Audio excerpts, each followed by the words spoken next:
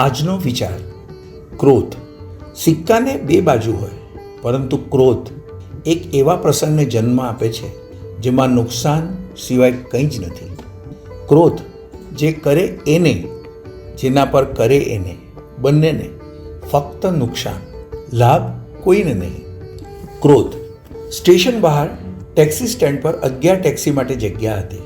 10 taxi તો ઊભી હતી અને વચ્ચે એક જગ્યા ખાલી હતી.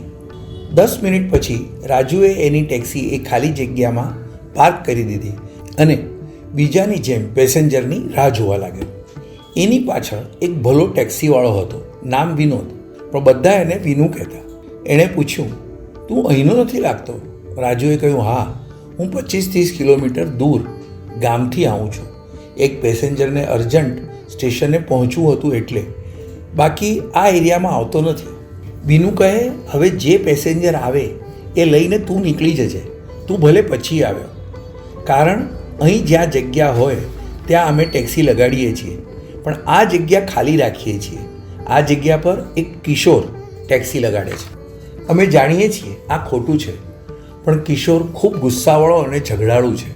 એ સવારે ટેક્સી અહીં જ લગાડે, કોઈની લાગેલી હોય તો ડ્રાઈવર સાથે ઝઘડે. કોણ સવારે રોજ માથાકૂટ કરે? એટલે અમે ખાલી જ રાખીએ છીએ અને એટલે જ મને થાય છે તું પેસેન્જર આવે તો નીકળી જજે. આ વાત ચાલતી હતી અને કિશોર આવ્યો. પોતાની ટેક્સી રાજુની ટેક્સીની એકદમ નજીક લગાડી દીધી, જેથી દરવાજો પણ ન ખુલે, અને ગુસ્સામાં બોલ્યો, તને અહીં ટેક્સી લગાડવા કોઈએ રોક્યો નહીં? ચાલ જગ્યા કર. નમ્રતાથી રાજુ બીજી બાજુથી બહાર નીકળ્યો અને હાથ જોડી બોલ્યો, હું લાંબેથી આવું છું, પેસેન્જર મળશે તો તરત નીકળી જઈશ, બસ મને 10 મિનિટ અહીં ઊભા રહેવા દો. કિશોર રાજુને જગ્યા કરવા કહેતો હતો અને રાજુ સમજાવી રહ્યો હતો, હું નવો છું, 11 ટેક્સીની જગ્યા છે, હું જગ્યા હતી એટલે ઊભો રહ્યો છું. તું ઊભો હોત તો હું થોડો તને ખસવાનું કહેત. રાજુ નમ્રતાથી જ સમજાવી રહ્યો હતો. કિશોર ખૂબ જ ગુસ્સે થઈ ગયો. મારી જગ્યા પર હું ગમે ત્યારે આવું, તું પૂછનાર કોણ? ચલ હટ. રાજુ બોલ્યો, જગ્યા કોઈની રિઝર્વ થોડી હોય, દિવસ રાત વારા ફરતી જે આવે અને જગ્યા મળે એ ઊભો રહે. હું જઈશ, તું ઊભો રહેજે. કિશોરે એક જોરદાર તમાચો છોડી દીધો. રાજુ અવાક થઈ ગયો. વાત વધી પડી અને ગુસ્સાથી કિશોરે ચાકુ જ રાજુને મારી દીધું.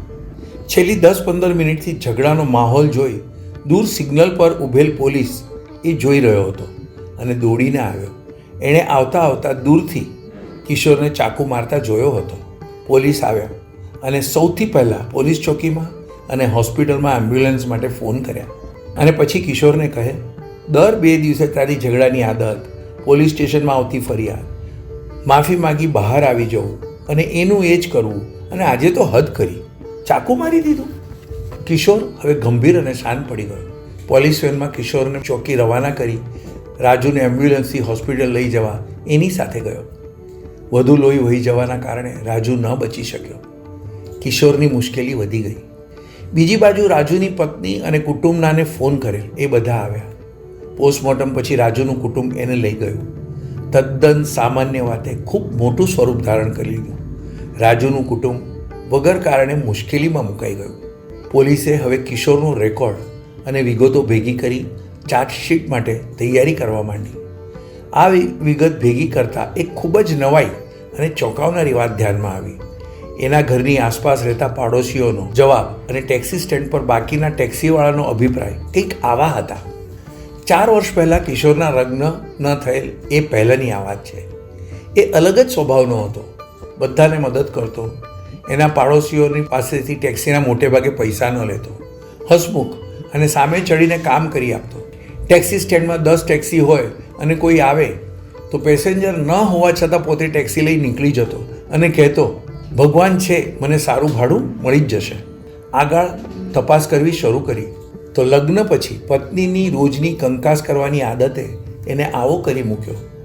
એવા તાત્પર્ય પર પોલીસ આવી ગઈ. ચાર્જશીટ બની, કેસ શરૂ થયો. આગળ જે નિર્ણય થાય તે, પરંતુ બંને કુટુંબ કિશોર અને રાજુના વિખાઈ ગયા.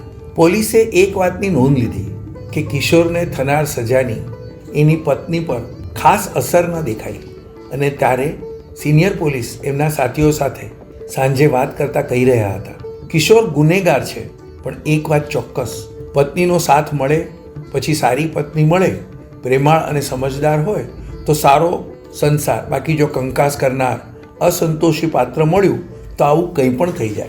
પછી આગળ બોલ્યા, ક્યાંક પતિ સારો છે તો પત્ની સમજદાર નથી, અને ક્યાંક પત્ની ખૂબ પ્રેમાળ સમજદાર છે તો પતિ અડિયલ અને દારૂડિયો હોય છે. વિચાર થાય છે, ખરેખર કેટલા ટકા કુટુંબ હશે જે માનસિક સુખથી જીવતા હશે? ત્યારે આ સાંભળી બીજો એક બોલ્યો, કદાચ 2% પરિવાર પણ હશે કે કેમ જેને પૂર્ણ સંસાર અને કુટુંબનું સુખ મળતું હશે. આ તો હજી કળિયુગની શરૂઆત છે એમ કહે છે. તો આગળ જતાં શું થશે એ વિચારથી જ કંપારી છૂટી જાય છે.